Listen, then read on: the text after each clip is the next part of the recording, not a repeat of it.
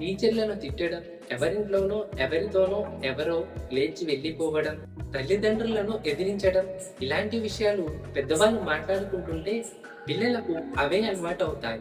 పిల్లల ముందు సాధ్యమైనంత వరకు నెగిటివ్ విషయాలు మాట్లాడకుండా ఉండటం మంచిది. పిల్లలకు ఖాళీ సమయం దొరికినప్పుడు ఆటలు, పజిల్స్, కామిక్స్ చదవడం ఇలాంటివి అలవాటు చేయాలి.